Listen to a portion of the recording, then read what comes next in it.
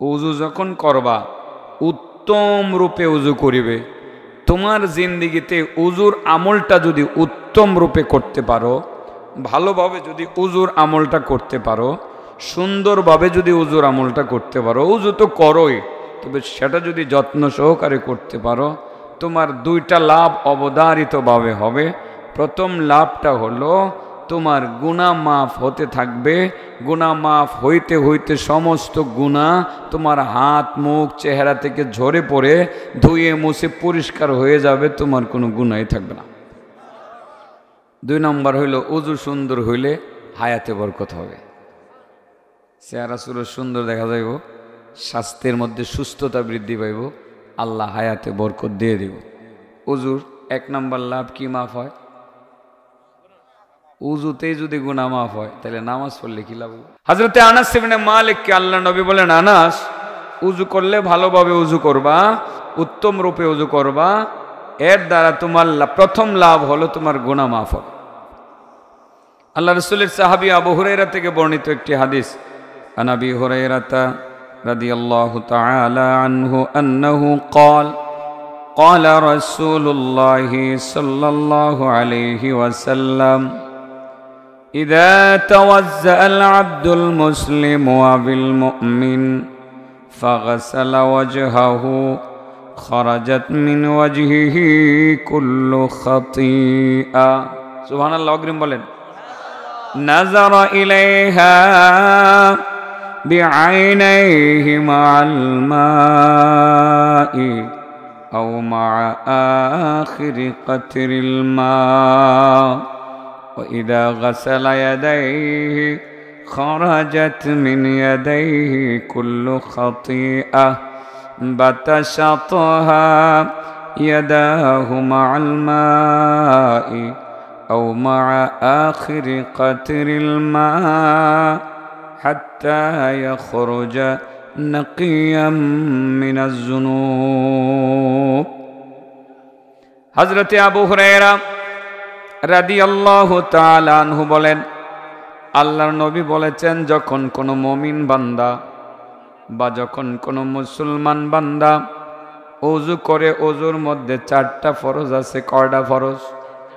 চারটা ফরজের এক নাম্বার ফরজ হলো সমস্ত মুখ ধৌত করা, কপালের চুলের গোড়া থেকে নিয়ে থুতার নিচ পর্যন্ত, এক কানের লতি থেকে নিয়ে অপর কানের লতি পর্যন্ত। যখন কোনো মুসলমান ওযু করে, ভালোভাবে ওযু করে, চেহারা ধৌত করে, তার এই মুখ দ্বারা, তার এই চোখ দ্বারা তার জিন্দিগিতে যত গুনাহ হয়েছে, সগীরা গুনাহ হয়েছে, গুনার পরিমাণ যদি লক্ষ কোটি হয়, কোটি কোটিও হয়, অসংখ্য গুনাহ হয়, ওই গুনাহগুলো ওযুর পানির সাথে ঝরে পড়ে যায়। অবশেষে একটি গুনাহও যদি বাকি থেকে যায়, ওই গুনাহটি পানির সর্বশেষ ফোঁটার সাথে ঝরে পড়ে যায়। লাভ আসেনি? মুখ ধোয়ার মধ্যে কত লাভ! وإذا غسل يديه خرجت من يديه كل خطيئة بتشتها يداه مع الماء أو مع آخر قطر الماء حتى يخرج نقيا من الذنوب যখন আল্লাহর বান্দা ওযুর 2 নম্বর ফরজ দুটি হাত যখন ধৌত করতে যায়, তার এই হাত দ্বারা তার জিন্দিগিতে যত সগীরা গুনাহ হয়েছে, গুনার পরিমাণ যদি 1000 কোটি হয়, লক্ষ কোটি হয়, সমস্ত গুনাহগুলো ওযুর পানির সাথে ঝরে পড়ে যায়। অবশেষে একটি গুনাহও যদি বাকি থেকে যায়, ওই গুনাহটি পানির সর্বশেষ ফোঁটার সাথে ঝরে পড়ে যায়। এইভাবে আপনি সবগুলো অঙ্গ প্রত্যঙ্গ ধৌত করলেন, মাসে করলেন, আপনার ওযু শেষ। 90 বছর বয়স আপনার হয়েছে, 100 বছর বয়স আপনার হয়েছে, 100 বছরের জিন্দেগির সমস্ত সগীরা গুনাহগুলো শেষ হয়ে গেছে। নাই? সুবহানাল্লাহ বলেন। ওযু শেষ, গুনাহও শেষ, সারা জীবন নামাজ পড়েন নাই রে বাবা। আজকে হাদিসটা মাত্র শুনলেন, দামি হাদিস। 5টা নসিহতের কথা, এক একটা নসিহতের এক এক রকমের কল্যাণ আছে। প্রথম নসিহতে আমল করলে গুনাহ মাফ, হায়াতে জিন্দেগিতে বরকত। 2 নম্বর নসিহতে আমল করলে আল্লাহ পাকের জিম্মাদারি পাওয়া যায়। আল্লাহ ডাইকা কইব, বান্দা তোর জিম্মাদার আমি হয়ে গেলাম, তোর কোনো টেনশন নাই। 3 নম্বর নসিহত পালন করলে ভালোবাসা পাওয়া যায়। 4 নম্বর নসিহত পালন করলে দৈনিক একটা হজ আর উমরা পাওয়া যায়। 5 নম্বর নসিহত আমল করলে হাসরের ময়দানে নবীর সাথে থাকা যায়। সুবহানাল্লাহ বলেন। 1 নম্বর নসিহতের কথা বলছি, আনাস তুমি ওযু করবে, ভালোভাবে ওযু করবে, জিন্দেগির গুনাহ মাফ হবে। আপনার ওযুটা মাত্র শেষ করলেন, 100 বছরের জিন্দেগিতে আপনি এই আজকেই প্রথম আপনি ওযু করলেন আর ওযু করেন নাই। আপনি ফজরের নামাজের সময় চিন্তা করলেন আজকে আমি মসজিদে যাব, জিন্দেগিতে যাই নাই। ওযু করে কিভাবে সেটা আমি জানি না, আমি শিখি নাই। দেখি ইমাম সাহেব শরীফউদ্দিন সাহেব কিভাবে ওযু করে। ইমাম সাহেব যখন মিসওয়াক নিয়ে ওযু করতে শুরু করছে, আপনি বাম পাশে বসে ইমাম সাহেবের দিকে তাকাইয়া তাকাইয়া ওযুটা করলেন। আপনার ওযুটা শেষ হয়ে গেল, ইমাম সাহেবকে দেখে দেখে আপনার 100 বছরের জিন্দেগির সগীরা গুনাহও শেষ হয়ে গেল। কত সুযোগ আল্লাহ দিছে। হ্যাঁ, মাত্র কবিরা গুনাহটি বাদ রয়েছে।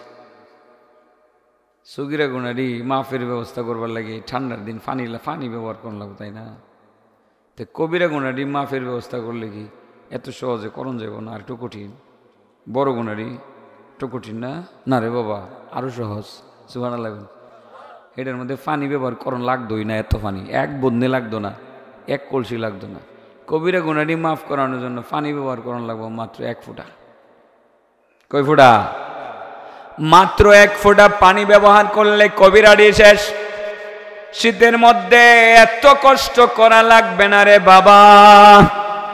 সগীরা গুনাহগুলো মাফ করানোর জন্য 1 বদনা পানি ব্যবহার করে আপনার উযু করা লাগবে। কুলি করতে হবে।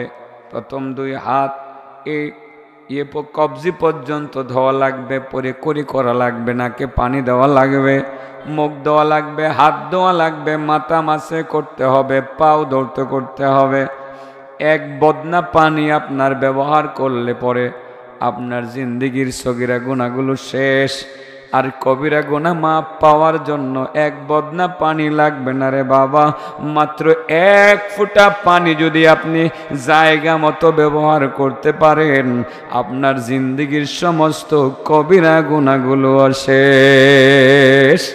আজকে ফজরের নামাজ পড়লেন, নামাজের আগে জীবনের প্রথম নামাজ 1 বদনা পানি ব্যবহার করে উযু করে নামাজটা শেষ করলেন, জীবনের প্রথম নামাজ। আর জিন্দেগিতে নামাজ পড়েন নাই। ও বন্ধু, তুমিও নামাজ পড়ো নাই, তুমি নামাজের ধারে কাছেও যাও নাই। ফজরের নামাজটা শেষ করে আল্লাহর দরবারে 2টি হাত উঠাইয়া, আল্লাহ, এই জীবনে প্রথম নামাজ আজকে আমি পড়লাম। আল্লাহ, আমি 80-90 বছর হায়াত পাইছিলাম। আল্লাহ, হায়াত পেয়েছি, কত গুনাহ করছি। মাবুদ, নামাজ পড়ছি না, এটাই তো বড় গুনাহ। আল্লাহ, সামনে কয়দিন বাঁচবো আমি জানি না। নামাজ না পড়ে যে গুনাহগুলো করলাম, কাজা করার মতো আমি সময় হয়তো বা পাবো না। আল্লাহ, আমি আজ থেকে কথা দিলাম আমি আর গুনাহ করব না, কথা দিলাম আমি আর নামাজ ছাড়ব না। আল্লাহ, আমি অনুতপ্ত, আমি লজ্জিত, আমি বড় গুনাহগার। ওগো আল্লাহ, আমি গুনার কাজে সীমা লঙ্ঘন করে ফেলেছি, তুমি আমারে আজকে মাফ করে দাও। আমি আর কোনোদিন নামাজ ছাড়ব না। মাত্র 1 ফোঁটা চোখের পানি ফেলে দিয়ে যদি আল্লাহর কাছে আপনি বলতে পারেন, আপনার 100 বৎসরের সমস্ত কবিরা গুনাহগুলো শেষ। সগীরাটি শেষ হইব, 1 বুন্দা পানি লাগবে। আর কবিরাটি শেষ করার জন্য কয় ফোঁটা লাগবে? মাত্র 1 ফোঁটা। এই 1 ফোঁটা পানির বড় দামও আমার আল্লাহর কাছে। এটা আজকে যারা আমরা নামাজ পড়ি না, যারা আমাদের মধ্যে পড়ে না, আজকে এই কামড়া করে নেবেন, আল্লাহর কাছে বলে ফেলবেন, আল্লাহ আমি তো বলেই করছি, সকালবেলা যদি তুমি ডাক দাও যাওনগা লাগবো, মাহবুদ আমি থাকতাম না, সারা দুনিয়ার সমস্ত শক্তিশালী যত গোষ্ঠী আছে সবাই মিললাম আমার রাখতে পারতো না। আল্লাহ তুমি তো নিবাইগা যেহেতু মাহবুদ, হেন নিয়ে তো মাহবুদ শাস্তি দিবা, মাহবুদ আমি শাস্তি সহ্য করতে পারতাম না, মাহবুদ আমার মাফ করে দাও, আমি কথা দিলাম আমি আর বাচ্চা থাকতে নামাজ ছাড়বো না, আর কবিরা গুনাহ করবো না, আল্লাহ আমারে মাফ করে দাও। ওগো মা বোনেরা, আপনারাও সেটা বলবেন। এটা একবার যদি বলতে পারেন, এক ফোঁটা গরম পানি যদি সাইরা দিতে পারেন, আল্লাহ কত বড় মেহেরবান।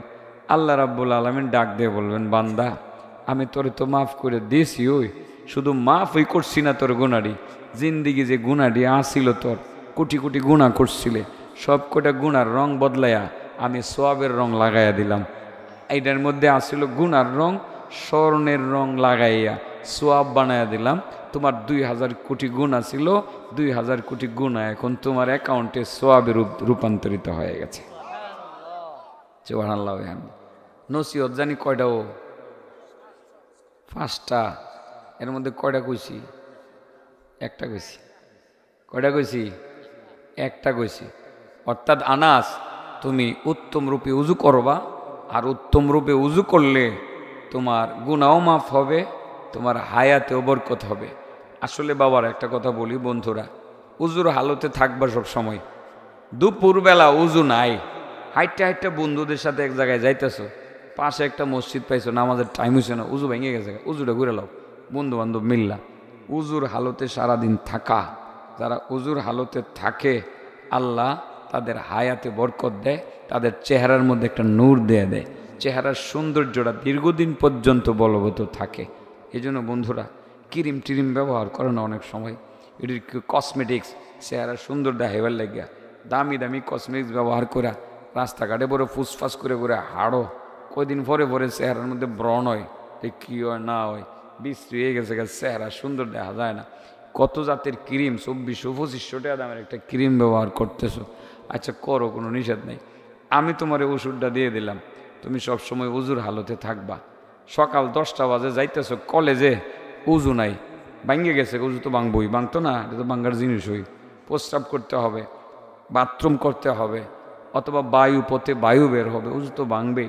যখনই ভাঙলো যাইতেছো তুমি শাহজালাল বাজার, মসজিদটার পাশে দিয়ে যাইতেছো, উজুটা যেহেতু গেছে ওই গা, তুমি এখান থেকে উজুটা করে নাও, উজুটা কইরা কলেজের দিকে রওনা দাও। আস্তে আস্তে আমলটা তুমি করতে থাকো, দীর্ঘদিন তোমার চেহারার মধ্যে একটা নূর চমকাইব, তোমার চেহারার সৌন্দর্য নষ্ট হইতো না, বুড়া হইলেও এই সৌন্দর্যটা সব সময় প্রকাশ পাইতে থাকবে। সুবহানাল্লাহ বিহামদিহি। আল্লাহ এটার উজুর একটা বড় ফজিলত দিয়েছেন। তো ভালোভাবে উজু করলে গুনাহ মাফ হয়, আর হায়াতে জিন্দিগিতে কি হয়? বরকত হয়। শুধুমাত্র এটাই না, হজরতে আবু হুরাইরা থেকে বর্ণিত আরেকটি হাদিস আছে। আবু হুরাইরা আরেকদিন বলছিলেন, দেরি হইলে অসুবিধা হইব, 11:30 বাজে গেলে গা, আমার কাছে মনে হইতেছে আপনারা বিরক্ত হইতেছেন নি, আর কইবেন যে এই বাঙ্গাগোলা রোয়াজ আর কত শুনতাম, পরশুদিনও না শুনছি, পরশুদিনের শ্রোতাও কিছু দেখা যায় না, আমি দেখতেছি চেহারা পরিচিতই, হেরারে জানি কি ওয়াজ করছিলাম এদিন, দুরুদের ওয়াজ মনে হয়, মনে হয়েছে, মাশাল্লাহ হেরার মনে আছে, দেখা যায় হেডাচ্ছে আজকারটা একেবারে কম না, হেডাচ্ছে আজকারটার দামই বেশি। 5টা নসিহত এটার মধ্যে, হেডার মধ্যে আসলে একটা নসিহত, কয়টা? আজকের এটার মধ্যে নাম্বার ওই 4টা বেশি, ঠিক আছে না? নাম্বার কয়টা বেশি? 4টা বেশি নাম্বার। 1 নম্বরটার মধ্যে আমল করলে হায়াতে জিন্দিগিতে বরকত হবে আর গুনাহ মাফ হবে। আবু হুরায়রার আরেকটা হাদিস বলে ফেলি। আন আবি হুরায়রাতা রাদিয়াল্লাহু তাআলা আনহু আন্নাহু ক্বাল قال رسول الله صلى الله عليه وسلم ألا أدلكم على ما يمحو الله به الخطايا ويرفع به الدرجات قالوا بلى يا رسول الله قال إسباغ الوضوء على المكاره وكثرة الخطى إلى المساجد وانتظار الصلاة بعد الصلاة فذلكم الرباط ফাযালিকুমুর রিবাত। আবু হুরায়রা বলেন, আল্লাহর নবী রাহমাতুল লিল আলামিন সাহাবায়ে কেরামদেরকে লক্ষ্য করে বলছিলেন, বন্ধুরা আমি কি তোমাদেরকে এমন 3টা আমলের কথা বলে দেবনি যে 3টা আমল করলে তোমাদের জিন্দেগির সমস্ত সগীরা গুনাহ ধুয়ে মুছে পরিষ্কার হয়ে যাবে এবং আল্লাহর দরবারে তোমাদের সম্মান ইজ্জত বৃদ্ধি পাইতে থাকবে। সাহাবায়ে কেরাম বলেন, ইয়া রাসূলুল্লাহ, যে আমলটা করলে আল্লাহর দরবারে সম্মান বাড়বে, যে আমলটা করলে জিন্দেগির গুনাহ ধুয়ে মুছে পরিষ্কার হয়ে যাবে, আমলগুলো কি দয়া করে বলুন। রাসূল বলেছিলেন, 1 নাম্বার ইসবাগুল উযুই আলাল মাকারিহ, কষ্টদায়ক সময়ে ভালোভাবে উযু করে নেওয়া। তার মানে হলো শীতের দিন উযু বড় কষ্ট লাগেনি? আশা কথা লাগে, আপনার শুধু লাগে না আমারও লাগে। এই জন্য বাবা আসরের নামাজের উযু দিয়ে আমি এশার নামাজ পড়ি, আমি এই সিজনে এটাই করি। আসরের নামাজের উযু দিয়া কষ্ট লাগে, কাপড় চোপড় খুললা, যদিও উযুর অনেক লাভ উযু করার মধ্যে। যুবকরা তোমরা এটা করো, আমরা বুড়া হয়েছি তো যেন বারবার উযু কষ্ট হয়, যেন ভাঙি না। উযুটা কষ্ট করে রাইকা থুয়ে দেই, আসর মাগরিব এশা ফুইরা পরে উযু ভাঙ্গি। হ্যাঁ, আল্লাহু আকবার। আল্লাহ রাসূল বলেন, ইসবাগুল উযুই আলাল মাকারিহ, কষ্টদায়ক সময়ে যে ব্যক্তি ভালোভাবে উযু করে, এটা শীতের দিনের উযু, এটা এশার নামাজের উযু হোক আর ফজরের নামাজের উযুটা তো ভাই চাপ কম্বলের নিচ থেকে ওইটা কেমন লাগবো? হ্যাঁ, কেমন লাগবো? এখন একটু সহজ, আগে তো সহজ ছিল না। এখন ঘরের ভিতরে সিলিন্ডার আছে, খালি মেসের কাঠিটা মাইরা দিলে পানিটা গরম করে 2 মিনিটে গরম হয়ে যায়, ঠিক আছে না? উযু করে লাওন যায়। কিন্তু একটা সময় পাকঘর তো আসিল অনেক দূরে, মেসের কাঠি লইয়া সিলি মিলি খের মেল লইয়া গিয়ে ফাহালে যাওয়ান লাগে। ফাহাল কইতাম আমরা, ফাহাল কইতাম না রে ভাই, ফাহাল কইতাম। হ্যাঁ, নই গিয়া পানি গরম গরম লাগছে। আর এখন ঘরের ভিতরে খুসা মাইরা থুইয়া এখন পানি গরম করে লাও যা 2 মিনিটের ভিতরে, ঠিক না বেটি? আর তারপরেও কষ্টই, কম্বলের নিচ থেকে উঠতে উঠতে কাহিল লাগে, মন চায় না। ফজরের সময় উঠতাম, মনে চায় না, এই সময় উঠতে উজুটা করা অনেক কষ্ট। আল্লাহ রাসূল বলে, ওই কষ্টদায়ক সময়ে যে ব্যক্তি উজুটা ভালোভাবে করবে তার জিন্দেগির সমস্ত সগীরা গুনাহ ধুয়ে মুছে পরিষ্কার যেমন হবে, আল্লাহর দরবারে তার মান সম্মান ইজ্জত শুধু বাড়তেই থাকবে, বাড়তেই থাকবে। উজু করণ নিয়ম আমার তো মনে হয় না সবটি যে উজু করবো আজকে ফজরের সময়। সবটি উজু না করলে আমি যে বাকি আর 4টা নসিহত আছে একটাও কইতাম না। এটা কেটা উজু করবেন আজকে ফজরের সময়? হাতটাই দেখেন। আল্লাহ তুমি কবুল করো। দিয়ে 2-1টা আছে দুর্বল দুর্বল, হাত উঠেছে যে মাথা নিচে থয়ে দিছে, হাত নামান। আল্লাহ তুমি কবুল করো। এটা হইলেই তো মাহফিল কবুল। কি এটা হইলেই মাহফিল কবুল। আরে ওয়াজ তো এই জন্য, ওয়াজের আমল তো নাই। এই আমলটা শুরু হয়ে গেলে ওয়াজ কবুল 100% ইনশাআল্লাহ। এত কষ্ট করে যাই জন্য করছে, এটা কবুল হয়ে গেল। নামাজি হয়ে গেলে এলাকার মানুষ যদি নামাজি হয়ে যায়, সবাই নামাজি হয়ে যায়, এলাকার যত মানে কি বলে যে অপরাধ অন্যায় অবিচার বেবিচার এগুলো প্রায় 95% কমে যাবে। এটা আমার বিশ্বাস আর কি। সবাই নামাজি হয়ে যাওয়া দরকার। রাসূল বলছিলেন, ও আমার বন্ধুরা, তোমাদেরকে এমন 3টা আমলের কথা বলবনি যে 3টা আমল করলে গুনাহ ধুয়ে মুচ্ছা পরিষ্কার হইব, আল্লাহর দরবারে মান সম্মান ইজ্জত বৃদ্ধি পাইব। সাহাবা একরাম বলছিলেন, ইয়া রাসূলুল্লাহ, হ্যাঁ 3টা আমল জানতে চাই। রাসূল বলছিলেন, 1 নাম্বার ইসবাগুল উযুই আলাল মাকারিহ, কষ্টদায়ক সময়ে ভালোভাবে উযু করে নেওয়া। 2 নাম্বার হলো কাসরাতুল খুতা ইলাল মাসাজিদ। 2 নাম্বার হলো বেশি বেশি মসজিদের দিকে গমন করা। যে যত বেশি মসজিদের দিকে গমন করবে, পদক্ষেপ নিক্ষেপ করবে, ততই তার জিন্দেগির গুনাহ মাফ হবে, আল্লাহর দরবারে সম্মান বৃদ্ধি পাইতে থাকবে। আরেকটা কথা শুনলে তো লোভ লাগবে রে বাবা। বন্ধুরা ভালোভাবে খেয়াল কইরো, দুনিয়ার কোন মানুষটা আল্লাহর রহমতের সাগরে ডুব দিতে চায় না? দুনিয়ার প্রত্যেকটা নারী পুরুষ আল্লাহর রহমত চায়। আমরা চাই কি চাই না? আল্লাহর কাছে দোয়া করি, আল্লাহ তুমি রহম করো, তুমি রহমত করো, রহমত করো। কিন্তু রহমত কিভাবে আসে সেটা আমরা জানি না। আল্লাহর রাসূল বলেন এমন একটা আমল আছে, আমলটা যদি আমার উম্মতেরা নিয়মিত করে যেতে পারে, তারা 24 ঘন্টা আল্লাহর রহমতের সাগরে ডুব দিয়ে থাকতে পারবে। হাদিসে রাসূল বলেন আল মাশাউন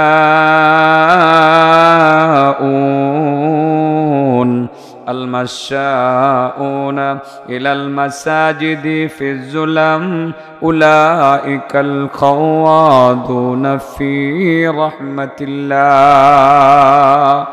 যারা বেশি বেশি মসজিদে গমন করে, মসজিদে যায়, বাজারে যাওয়ার তুলনায় মসজিদে যাওয়ার তার মধ্যে প্রবণতা একটু বেশি। যে ব্যক্তি বেশি বেশি মসজিদে যায়, বিশেষ করে অন্ধকার অতিক্রম করে মসজিদে যায়, তার মানে ফজরের নামাজ অন্ধকারে মসজিদে যায় পড়ার জন্য, মাগরিবের নামাজ মসজিদে পড়ে, এশার নামাজ মসজিদে পড়ে, জোহর আসর তো এমনি মসজিদে পড়ে। অন্ধকারকে উপেক্ষা করে যারা মসজিদে যায়, তারা মূলত 24 আওয়ার্স 24 ঘন্টা আল্লাহর রহমতের সাগরে ডুব দিয়ে থাকে। মসজিদে যাওয়া দরকার, বেশি বেশি মসজিদে যাওয়া দরকার নাকি? 3টা কাজ করলে গুনাহ মাফ হয়, আল্লাহর দরবারে সম্মান বৃদ্ধি পায়। 1 নম্বর কষ্টদায়ক সময় শীতের দিনে ওযু করলে, 2 নম্বর বেশি বেশি মসজিদে গেলে। আর মসজিদে অন্ধকারের মধ্যে গেলে কোন জায়গায় ডুব দেওয়া যায়? মেঘনা সাগরে না? হ্যাঁ, রহমতের সাগরে। আল্লাহ রহমতের সাগরে ডুব দিলে আর কিছু লাগে? ও আর কিছু লাগে না। তাইলে ইনশাল্লাহ মসজিদে যাওন তো। হ্যাঁ, এনে একটু ঝামেলা আছে। ঝামেলাটা হইল মহিলারা আমার লগে ফেস করব, কই বুঝে এই হুজুরটারে আর দাওয়াত দেওয়ার দরকার। কেরে করবো জানেননি? যা কইতেছে সব পুরুষের কথা কইতেছে। কোন মসজিদে বেশি বেশি যাইব, তো আমরা মহিলারা মসজিদের দিকে গেলে তো ইমাম সাহেব লাঠি লিব, সালাউদ্দিন আইবি তেলিনি করিও লাঠি লিব যে মারবো, মাইরালামও তোরা মসজিদে আয়োজ করে বেডি ভাই মহিলারা, ঠিক আছে না? মসজিদ একটা দিয়ে দিন। কেটা কুছিও এই যে মানে বুদ্ধি আছে, বুদ্ধি আছে, হেরার বারোটা করতেছি, হেরা যাতে রাগ না করতে কিছু দিয়ে দেওয়ান লাগতো না, হেরারে দিয়ে দেওয়ান লাগবে। তার মানে পুরুষেরা মসজিদে যাইতে পারে, মহিলারা তো মসজিদে আসতে পারে না। ইমাম সাহেব জায়গা দেয় না, এই ইমাম সাহেব জায়গা দেয় না। এই ইমাম সাহেব তো গেলে মারেলাম, ও তোরা এস করে দিয়ে গন্ডগোল লাগবো, আইস না এদিকে। মহিলারা বড় ফেঁসে পড়ছে না, হেরা কইব যে পুরুষেরা সবাই রহমতের সাগরে ডুব দিয়ে থাকবো, মসজিদে গিয়া নামাজ পড়া অন্ধকারে। তো আমরা কপালে কি রহমতের সাগর নাই? মহিলারা কি প্রশ্নটা তাদের অন্তরে জাগে কি জাগে না, জাগে কি জাগে না? মহিলার একটা ব্যবস্থা আছে, এটাও কি বইলাই দেই, টাকা পয়সার কথা নাই কইলাম আজকে, অন্যদিন টাকা দিব না, মসজিদে দিয়ে এলেন আপনারা টাকা। আল্লাহু আকবার। সহিহ মুসলিমের হাদিস, আদ্দাল্লু আলাল খাইরি কাফাইলিহি, যারা ভালো কাজের রাস্তা দেখায়, ভালো কাজ করে তারা যেই পরিমাণ নেকি ফজিলত পায়, যারা রাস্তা দেখায় দেয়, সাহায্য সহযোগিতা করে, তারা ঠিক সেই পরিমাণ পায়। মিয়া সাহেব, আমার শাঁসি যদি খালি ফজরের নামাজের সময় উঠটা কয় ওরে ফজর পড়ে আইসা জামাই শ্বশুর মিল্লা বৈশা বৈশা নাস্তাটা খাইবা, যাবে বাবা নামাজটা বইরাও। আমার শাঁসি তো কামান করে দিল, এই 3 জনের পাঠাইয়া দিল মসজিদে। আপনারা 3 জন তো অন্ধকারে মসজিদে গিয়ে রহমতের সাগরে ডুব দিলেন, আমার শাঁসি ফজরের নামাজ ঘর ফইরা শীতল ফিটা বানায় আর রহমতের সাগরে ডুব দিয়ে এলো। তাহলে কি মহিলাদেরও ব্যবস্থা আছে? ও আছে, আছে। আর কোন লাগবো যে এই আমল যদি করতারো, আমরা জায়গায় জায়গায় মসজিদে পাঠাইতে পারো, ছেলেরে পাঠাইতে পারো, মেয়ের জামাইরে পাঠাইতে পারো, তোমরাও 24 ঘন্টা রহমতের সাগরে ডুব দিয়ে থাকতে পারবা। কয়টা আমল করলে জানি গুনাহ মাফ হয়, আল্লাহর দরবারে সম্মান বৃদ্ধি পায়? 3টা। এটা আরেক হাদিস কিন্তু ঢুকে গেছে গেটের ভিতরে। আমি কি করতাম, একটার ভিতরে একটা ঢুকে গেলে, আমি তো লইছি একটা, অনেকটার ভিতরে আরেকটা খালি ঢুকতেছে, আমি করতাম কি? করার তো কিচ্ছু নাই। আমি কি বানায় বানায় কোনো কথা বলতেছি নাকি হাদিস থেকে বলতেছি? আমার নবীর হাদিস খালি আইতা আছে আর আমি বলতে আছি, এরমভাবে খালি আইবই, খালি আইবই, যখন কমু খালি আইবই। নবীর হাদিসের উপরে আমরা লেখাপড়া যেহেতু করি, হাদিস আইতো নাকি গান আইব? আমরা কি গান টান গাই? ওয়াজের মধ্যে গানও গাই না, গান শিখছিও না, ওয়াজের মধ্যে আরও যে কত ফুতির মতো যে কত কিছু কইও, এগুলো শিখছি না। আমরা শিখছি আল্লাহর নবীর হাদিস, আল্লাহর কোরআন। কোরআন বলমু আর হাদিস বলমু, আমার নবীর কথা কমো। এনে গান টান শিখছিও না, এটা কইতে পারতাম না, ঠিক আছে না? তবে যারা জানে সুর টুর বালা আছে, নবীর শানে যদি গজল টজল গায় শুনতে ভালোই লাগে, ঠিক আছে না? তো হেরা গাইব। আমার এই ফাড়া গলা দিয়া বাঙ্গা গলা দিয়ে গজল গাওয়ার কোনো দরকারই নেই। আমি যেটা জানি হেডেই কয়। কয়টা কাম করলে গুনাহ মাফ হইব, সম্মান বাড়ব? 1 নম্বর শীতের দিনে কষ্টদায়ক সময়ে উজু করা। 2 নম্বর কি জানি, বেশি বেশি মসজিদে যাওয়া। 3 নম্বর হইল 3 নম্বর কি, ইন্তিজারুস সালাত বাদাস সালাত। নামাজ একটা পড়ছেন, ফজরের নামাজটা পরে চিন্তা করলেন জায়গা মাঠে কাজ করবো, গিয়ে ক্ষেত লাগামো। কি লাগামো? ক্ষেত লাগামো। ক্ষেত লাগানোর সময় থেকে চিন্তা করলেন ফজর তো ফুরে আইসি, জোহরটাকে বাড়িতে পড়বো। আসলে এর ভিতরে খালি কামই করছেন। কি করছেন? খালি কামই করছেন। কিন্তু ওই যে ফজর পড়া চিন্তা করলেন জোহরটা আবার বাড়িতে আইসা আদায় করবো, এই যে একটা অপেক্ষা করলেন, এটার কারণে আপনার জিন্দেগির গুনাহ মাফ, আল্লাহর দরবারে আপনার সম্মান বৃদ্ধি পাইতে থাকবে। সুবহানাল্লাহ বিহামদি। এই তিনটা হলো গুরুত্বপূর্ণ আমল, আমরা ইনশাল্লাহ করব। আনাস ইবনে মালিককে আল্লাহর নবী কয়টা উপদেশ দিয়েছিলেন? 1 নম্বর বলছিলেন, আনাস উজু করবা, উত্তম রূপে উজু করবা, লাভ হবে 2টা। কয়টা লাভ?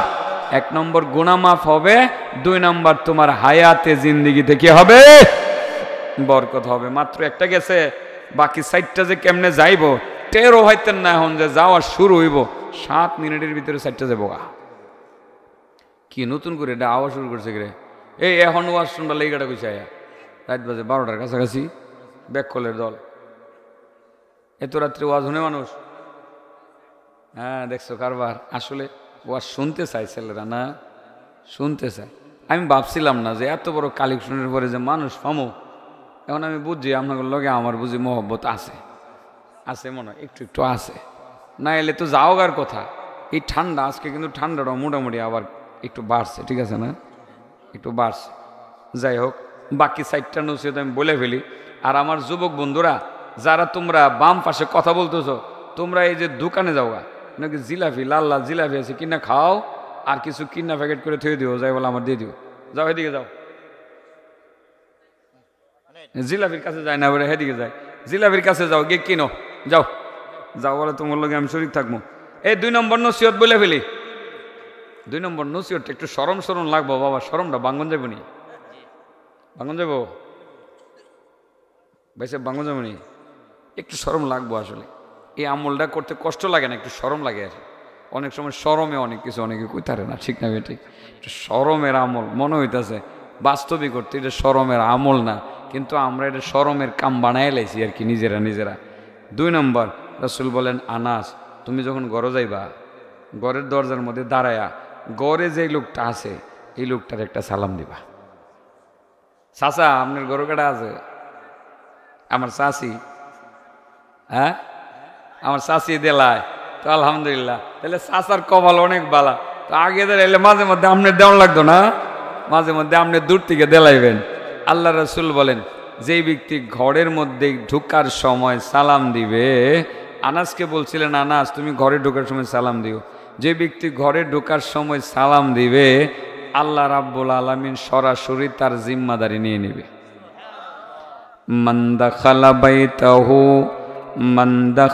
বাইতাহু ফাসাল্লামা ফাহুয়া দামিনুন আলাল্লাহ। মান দাখালা বাইতাহু ফাসাল্লামা ফাহুয়া দামিনুন আলাল্লাহ।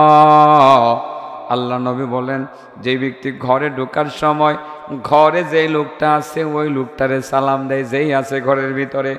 স্ত্রী থাকতে পারে, স্বামী ঘরে থাকলে স্ত্রী, বাইরে থাকলে স্বামী ঘরে থাকতে পারে, স্ত্রী স্বামীরে সালাম দেবে।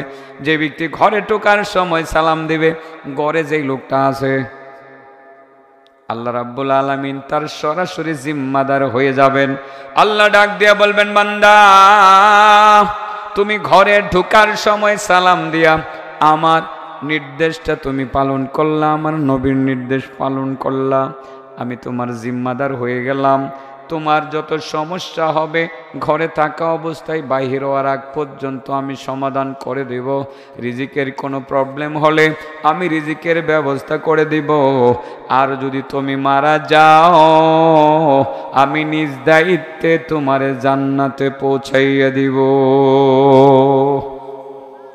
চাচা সালাম দেওনি?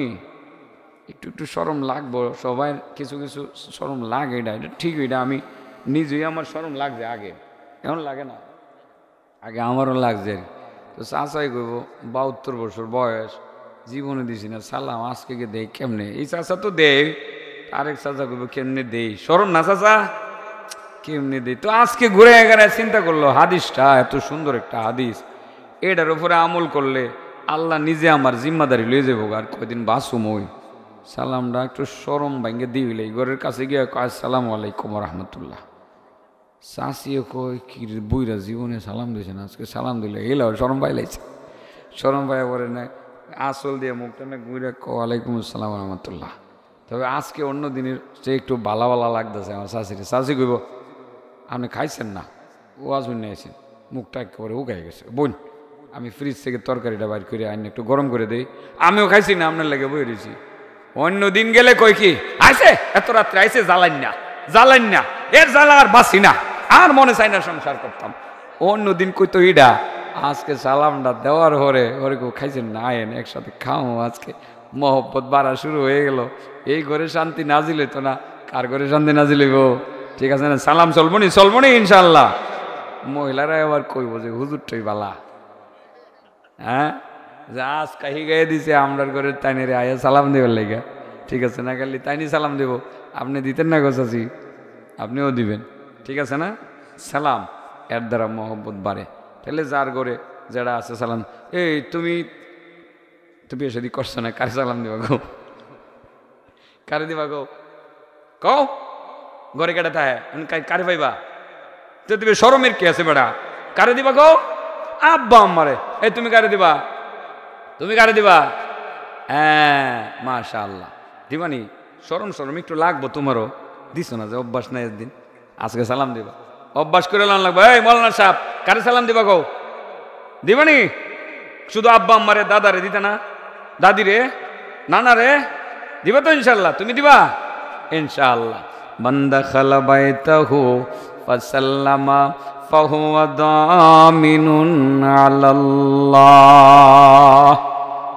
আল্লাহর নবী বলেন, যে ব্যক্তি ঘরে ঢোকার সময় সালাম দেয় সালাম দেওয়ার লগে লগে সে আল্লাহর জিম্মাদারির আওতায় চলে আসে, আল্লাহর জিম্মাদারিতে চলে আসে।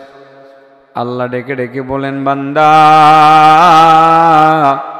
ঘরে ঢোকার সময় সালাম দিছ, আমি তোমার জিম্মাদারিটা লয়ে গেলাম। যতক্ষণ ঘরে থাকবা রিজিকের প্রবলেম হলে রিজিকের ব্যবস্থা করব, অন্য কোনো সমস্যা হলে সমাধান করে দেব। আর যদি তুমি মারা যাও আমি নিজ দায়িত্বে তোমারে জান্নাতে দিব। ইসলামের গুরুত্বপূর্ণ একটি আমলের নাম হলো আপনার সালাম। আমরা কিন্তু সালামের উপরে আমলটা খুব বেশি করি না। আমাদের ছেলেরাও মা বাপের সালাম দেয় না। এটা না দেওয়ার কারণ একটা, মা বাপের সালাম শিখায় না। বাচ্চাটারে আপনি সালাম শিখাইবেন তো কেমনি শিখাইবেন? এত সালাম দিত না, আপনি দিবেন, প্রত্যেক দিন সালাম দিবেন। ছেলে মেয়েরা সালাম দিবেন, সর্বোচ্চ 1 সপ্তাহ দিতে পারবেন, এরপরে আর দিতে পারতেন না, আপনারে দেলেব। ঠিক না বেটি? এরপরে আপনারে দেয়া লাগব ইনশাআল্লাহ। ও আজকালি শুনলেই চলবো রে আমার যুবক ভাইরা, নাকি ও আজ কিছু আমল করণ লাগতো না? এই যে যুবকরা আয়োজন করছো, বুকের মধ্যে লেভেল লাগাইছো যে তোমরা আয়োজন করছো, এটার মধ্যে কি পরিশ্রম হয়েছে না?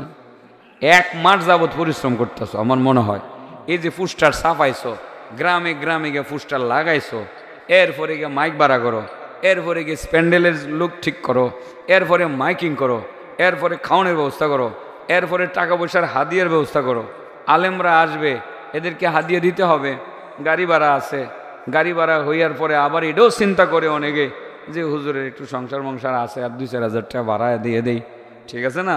কত পরিশ্রম করলা, ঘরে ঘরে কালেকশন করলা, আঙ্কেলের কাছে গেলা, ভাইয়ের কাছে গেলা, এত পরিশ্রম করে এত সুন্দর একটা আয়োজন করলা, এই আয়োজন থেকে আয়োজন কইরা এখান থেকে কিছু শিখতে পারলা না, তো লাভ রইল কি? ঠিক আছে না? লাভ হয়েছে কোনো? তো আজকের থেকে অন্তত পক্ষে উজুর আমলটা চলবে আর সালামের আমলটা চলবে, ঠিক আছে নি? কারণ সালাম রে আমার আল্লাহ অনেক পছন্দ করে। ওয়াজ কি ভাই বাইরে গেছে গা? সময় 11:30 বেশি গেছে গা। গেছে গা, তো গেছে গা। এখন যতটুক বলবো বোনাস রায়ন শেষ করতেছি, আর 5 মিনিট, অর্থাৎ আর 9 মিনিট বললে 1 ঘন্টা পুরো হইব আর কি, বুঝছেন না? মানে 1 ঘন্টা না করলে আমার অবশ্যই হুজুরে কইছে কোয়াজের দরকার নাই, কালেকশনটা মসজিদের হয়ে যাক, আপনি খালি দোয়াটা করে যায়েন গা। তো উনি হুদা খালি দোয়াটার কথা কইছে, আমি তো ওয়াজ 1 ঘন্টা বাড়াই করতেছি, ঠিক আছে না? মুরব্বী মানুষ উনি কইছে, ইমাম সাহেব তো, ইমাম তো মুরব্বী, নেতা মুরব্বী না, বয়স আমার শুরু হোক না, ইমাম তো মুরব্বী, নেতা না, নেতা বয়সে কম হইলে তো মুরব্বী। মুরব্বী কইছে, মুরব্বীর কথা যতটুকু কইছে এর চেয়ে বেশি আমল করতেছি ইনশাআল্লাহ। শেষ করতেছি, সালাম আমার আল্লাহর কাছে বড় পছন্দের আমল। ইব্রাহিম নবী খালি সালাম দিত, আল্লাহ ডাক্কা কই, ইব্রাহিম তুমি যে খালি সালাম দাও আমার যে বড় পছন্দ লাগে, আমার কাছে যেহেতু পছন্দ লাগে তোমার আমি খলিলুল্লাহ বানাই দিলাম। তুমি এতদিন ছিলা নবী, এখন থেকে তুমি আমার বন্ধু, যাও। সুবহানাল্লাহ। কিসের কারণে? সালাম, সালামের কারণে। আরও 2টা কারণ আছে। সালাম রইলে 1 নম্বর, ইব্রাহিম নবীর কামই আছিল এটা, যারে চিনতো না, যারে দেখতো সালাম, আসসালামু আলাইকুম রহমতুল্লাহ। আমাদের জাতির পিতা ইব্রাহিম নবীর চরিত্র ছিল সালাম, আমরা এটা দেই না। সালাম মুরব্বীদের কেউ দেখলে সালাম দিতে চায় না। যুবকরা এবারের ওয়াজ থেকে কয়ে যায়, আগামীতে যদি দাওয়াত দেও আমার রিপোর্ট লিমো, মুরব্বীরা সালাম দেও কিনা, যদি দেও তো দাওয়াত রাখ, মনাইলে দাওয়াত ক্যান্সেল, জীবন হইতাম না। কারণ ওয়াজ করে থুয়ে যাবো, আমল করতে নাই, এই ওয়াজের কোনো লাভ নাই, ঠিক আছে না? মুরব্বী দেখলে সালাম, ঠিক আছে তো ইনশাল্লাহ? মারে সালাম, বাপের সালাম, ভাইয়ের সালাম, এলাকাবাসীর সালাম, অর্থাৎ রাস্তাঘাটে বাইর হইলে বন্ধু বান্ধব, বন্ধুর লোকের দেখা হইলে কিরে কি করো, সেটা না কই আসসালামু আলাইকুম, দোস্ত কেমন আছো, ভালো আছো, খাইছো নি, কি খাইবা কও, লো বাদাম খাই, লো কি খায়, 2 বন্ধু বললে বাদাম খাইবে, আধা ঘন্টা টিলার মধ্যে বইবে, অসুবিধা নেই, আমরাও খাইছি। বাদাম খাই যাবার সময় দোস্ত যাই রে, আসসালামু আলাইকুম, দোয়া করিস আগামীকাল দেখা হইব না, অসুবিধা আছে কোনো? বন্ধুর সাথে তো আড্ডা কি বন্ধুর সাথে দেবো না, কার লোকে দেবো? বন্ধু বান্ধব তো মিল্লা জিল্লা চলো নই, কিন্তু হ্যাঁ দেখে অন্যভাবে ডাক না দিয়া আর একটা সালাম দিয়া বন্ধুর সাথে কথাবার্তা শুরু করা, ঠিক আছে না? কথা কি মানার মতো কথা বলতেছি নাকি? না এগুলো তো ওয়াজ না, হুজুর কোনো কিচ্ছু করলেন না, হাসাইলেন না, কান্দাইলেন না, রাবিয়া বস্রিও করলেন না, হাসান বস্রিও করলেন না, হুজুর কি ওয়াজ করতেছেন? হাসান বস্রি, রাবিয়া বস্রির ওয়াজ আমার জিন্দিগিতে করছি না। ইতিহাস পড়ে আমার কাছে মনে হয়েছে 80 থেকে 85% মিছা কথা, 80 থেকে 85% মিছা কথা লেখছে, যে কেটা আল্লাহ ভালো করে জানে, আমার বুঝায় না, এরকম লেখা রাখা লেখছে। অনেক লেখা হাদিসের সাথে সাংঘর্ষিক, অনেকটা কোরআনের সাথে সাংঘর্ষিক। এই জন্য এই কিচ্ছা আমি কই না, যেই কিচ্ছার নির্ভরযোগ্যতা আছে, যে সমস্ত কাহিনীর নির্ভরযোগ্যতা আছে, সেগুলো যেগুলোর সনদ আছে, ঘটনারও কিন্তু সনদ আছে, কোন বুজুর্গের কাছ থেকে শুনছে, কিভাবে শুনছে, সনদগুলো যদি ভালো পাই তবেই বলি, নাইলে বলি না। হাদিস কোরআন থাকতে এত কিচ্ছা কাহিনী ধরার কি? ঠিক আছে না? আমার নবীর হাদিস থাকতে এত কিচ্ছা কাহিনী ধরার কি? ধরার আছে? ও আচ্ছা, যে ব্যক্তি আল্লাহ রাসূল বলছিলেন, আনাস 1 নম্বর তুমি ভালো করে উজু করবা, উজু করলে গুনাহ মাফ হইব, হায়াতে বরকত হইব। 2 নম্বর ঘরে ঢোকার সময় তোমার ঘরে যে লোকটা আছে এই লোকটারে তুমি সালাম দিবা, সালাম দিলে তুমি আল্লাহ পাকের জিম্মাদারির আওতায় চলে আসবা, আল্লাহ তোমার দায়িত্ব সব লয়ে যাবো। কয়টা হয়েছে? 3 নম্বর। 1 নম্বর তো ঘরে ঢুকা সালাম, 2 নম্বর যার সাথে দেখা হইব হ্যারে সালাম দিবা, যার সাথে দেখা হইব তারে সালাম দিবা। সালাম দিলে হইব কি? পরস্পর মহব্বত বাড়বো। আর মিয়া দুশ্মন সারা জীবন আপনার লোক দুশ্মনী করে, খালি আপনার ক্ষতি কেমনে করতো? আমনে দেখা হইলে আসসালামু আলাইকুম রহমতুল্লাহ, পয়লা দিন দেখবেন হ্যাঁ আপনার সালামের উত্তর দিত না, আপনার দেখতারে না, তো আপনার সাইডও দেখতারে না। পরের দিন আপনি দেখলে আসসালামু আলাইকুম রহমতুল্লাহ, কি রে আমি দেখতারি না, হেদি গেলি সালাম দেয়। ওই দিন আস্তে করে উত্তরটা দিব, পরের দিন কে ভাই এদিকে লো সাকাই, মনে মনে করবো হ্যাঁ দুশ্মনী করে লাভ কি, হে দিয়ে আমার সালাম দেয়, দুশ্মনী শেষ। পরে আপনার সারা আর চাও খাইতো না, আপনার সারা কোনো আড্ডাও দিত না, ক্ষতিও করতো না, দুশ্মনী শেষ, ভালোবাসা বাইরে গেল। হাদিসে রাসূল বলেন পরস্পরে সালাম দাও, মহব্বত ভালোবাসা বৃদ্ধি পাবে। শুধু মানুষের মহব্বত বৃদ্ধি পাবে না, আল্লাহর মহব্বতও বৃদ্ধি পাবে। কারণ আল্লাহ ইব্রাহিম নবীরে সালাম দেওয়ার কারণেই মহব্বত বাড়াইয়া তারে বন্ধু বানায় এনেছিলেন। ইব্রাহিম, এতদিন শুধু নবী ছিলা, এখন থেকে তুমি আমার খলিল তথা খলিলুল্লাহ হয়ে গেল। সুবহানাল্লাহ। তাইলে সবারই সালাম দেওয়ার নাকি? 4 নম্বর আমলটা করলে দৈনিক হজ আর উমরা কামাই করুন যাব। এটা সহজে দরকার আসলে। এখন যে হজের যে দাম, এখন এবার তো কোটা মনে অর্ধেকই ফুলফিল হয়েছে না। অন্য সময় কোটা ফুলফিল হইয়া মানুষ আর লাইনে থাকতো হজে যাইবার লাগে, এখন আর হজে যাইতে চায় না। কারণ আগে 3 লাখ টাকা যা যাইতে পারছে, এখন 6 লাখ টাকা লাগে। আর পার্সোনাল খরচ সহ 7 লাখের কমে হজ করে আসতে পারে না। আমার তো মনে হয় গত বছর 8 লাখের মতো লেগে গেছে, 8 লাখের মতো লেগে গেছে। এই জন্য আপনার হজে এখন এবার অনেকে নিয়ত করতেছে না। তো যেহেতু টাকা পয়সা নাই, হজের নিয়ত করেও যাইতে পারতেছেন না, টাকা নাই, তো হজের নেকি কামাই করার সুযোগ থাকলে এই সুযোগ হাতছাড়া করাটা বোকামি না? বোকামি। আল্লাহ রাসূল বলেন, আনাস তুমি একটা কাজ করবা, ফজর নামাজটা পড়া তুমি মসজিদের মধ্যে কতক্ষণ সময় বসে বসে জিকির করবা। কি করবা? কার সাথে কথা বলবা না। সূর্য যখন উঠতে যাইব আর কতক্ষণ পরে, মাত্র 23 মিনিট পরে 2 রাকাত নামাজ পড়ে লাইবা। কয় রাকাত নামাজ? 2 রাকাত নামাজ পড়ে লাইবা। এই আমলটা অন্য নবী রাসূলও করতো। আল্লাহ রাসূল আনাসকে বলতেছেন, আনাস এই আমলটা অন্য নবী রাসূলরাও করতো, তুমি এই আমলটা করবা। মানে ফজরের নামাজটা পড়া সূর্য ওঠার পর কারোর সাথে কথা না বললা, মাত্র 2 রাকাত নামাজ পড়ে লাইবা। যেই মাত্র নামাজটা শেষ হইব, এই মাত্রই তোমার আমল নামার মধ্যে একটা পরিপূর্ণ হজ আর উমরার সওয়াব জমা হয়ে যাবে। পরিপূর্ণ হজ আর উমরার সওয়াব জমা হয়ে যাবে। কঠিন না তো চাচা? সহজ না এটা? হ্যাঁ, সহজ। মসজিদে গিয়া ফজর নামাজটা পড়া, ফজর সালাম ফিরানোর পরে মানে 10-12 মিনিটের মধ্যে সূর্য উঠতে যায়। সাধারণত একেবারে শেষ টাইমরেই আমরা জামারটা পড়ি, ঠিক আছে না? 10-12 মিনিট বয়ে বয়ে একটু জিকির করলেন, কোরআন তেলাওয়াত করলেন। সূর্যটা যেই মাত্র উঠটা, সূরা ইয়াসিন পড়তে পড়তে টাইম হয়ে যায়। এর ভিতরে সূর্যটা উঠতে গেলে আর নিষিদ্ধ সময়টা গেল 23 মিনিট। তো এই সময় বয়ে বয়ে একটু জিকির আজকার করলেন, কইরা ভরে খালি আল্লাহু আকবার 2 রাত নামাজটা পড়ে আই বললেন, হজ আর উমরা লইয়া বাড়িতে গেছেন। সুবহানাল্লাহ বলেন। হজ আর উমরা লইয়া কেমন হজ? একেবারে কবুল হজ। হযরত আনাস বলেন, তাম্মাতিন তাম্মাতিন তাম্মা, একটি পরিপূর্ণ হজের সওয়াব, একটি পরিপূর্ণ উমরার সওয়াব। আনাস নিজেই হাদিসটা অন্য জায়গায় বলছেন, ওইটার অংশ বলতেছি। একটি পরিপূর্ণ হজের সওয়াব, একটি পরিপূর্ণ উমরার সওয়াব, এইভাবে 3 বার বললেন। 3 বার একটা পরিপূর্ণ হজের সওয়াব আর উমরার সওয়াব তোমার আমল নামায় লেখা হয়ে যাবে। সহজ না? কয়টা গেছে? হ্যাঁ, 5 নম্বর আমলটা করলে হাসরের মাঠে কার লগে থাউন যাইব?